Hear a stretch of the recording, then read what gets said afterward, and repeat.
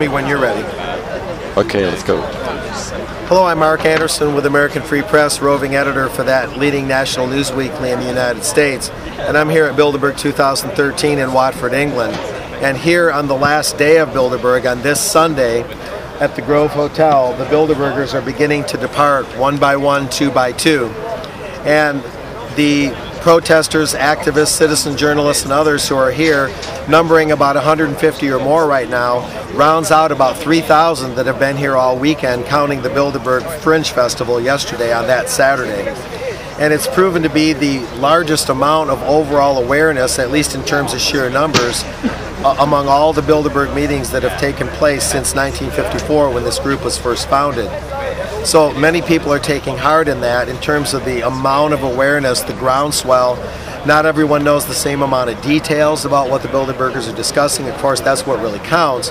But the general awareness is certainly growing. The mainstream press, while they've been rather critical of the protesters, kind of derisive at times, nevertheless has had several articles. Most of those peaked on Thursday of this June 6th through 9 Bilderberg conference this year. But there's still a few miscellaneous articles and mentions that are coming out.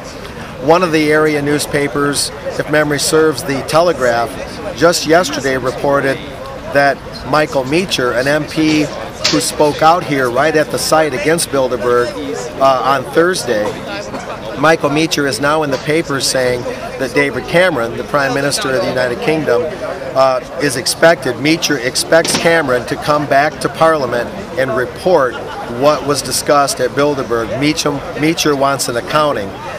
And so it's very promising and reassuring that the MP, Michael Meacher, is saying this, and it's reassuring that the Telegraph is reporting it.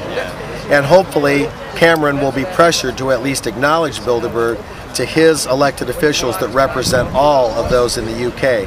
That's how it's supposed to be. But we want more than just that minimal transparency. We want to see to it that the Bilderberg meetings eventually come to a halt because they represent the privatization of government, the shadow government, the part that's off record and out of the public view. That's the kind of thing that shouldn't just be more transparent, but should in fact be brought to a halt. In the meantime, of course, the increasing awareness, the increasing transparency is a welcome thing. Now, having taken over for Jim Tucker myself, having worked with him in Spain 2010, Switzerland 2011, Virginia last year, and England this year, I'm sure he would smile upon that which he started, and that's all the awareness that he planted the seeds for that's now finally bearing fruit. And so I'm very glad to see it, and everyone else here is very glad to see that all those years Jim toiled away, often doing a thankless task, have finally paid off in the amount of awareness we're seeing here. What I hope, and we all hope, is that awareness will rise to the level of a very loud voice and a sustained loud voice, not just a passing interest, not just a fleeting fancy, and that loud voice will lead to the kind of justice and the kind of actions and the kind of laws, the kind of Freedom of Information Act inquiries that will literally shut down the Bilderberg's shadow government meetings, because that ultimately is what has to happen. If it's illegal, if it's unlawful, if it's improper, if it's unconstitutional, we don't want it just more transparent, we want it to stop. And that I'm speaking for everyone, I believe, when I say that, and certainly that's what Jim Tucker always told me.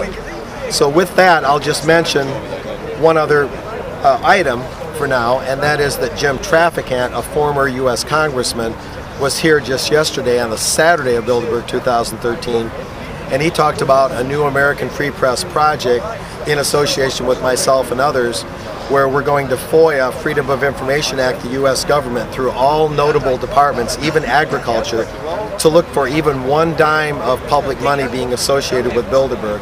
And if so, we want to bring that to the fore, and through that show that meeting in secret when any public money is involved directly or indirectly is just that much more improper, and therefore that's that much more reason to call those at Bilderberg into account, to expose them and demand an accounting because public money is being used.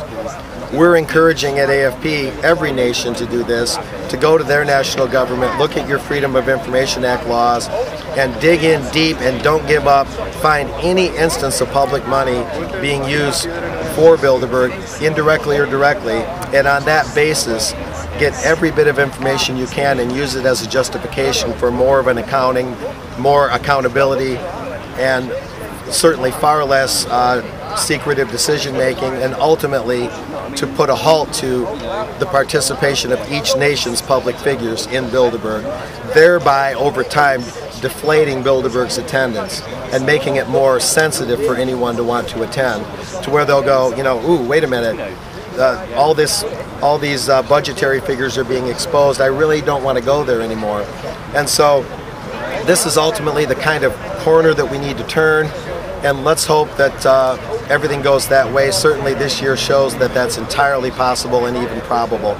So with that, we'll see you next time on this and other news outlets.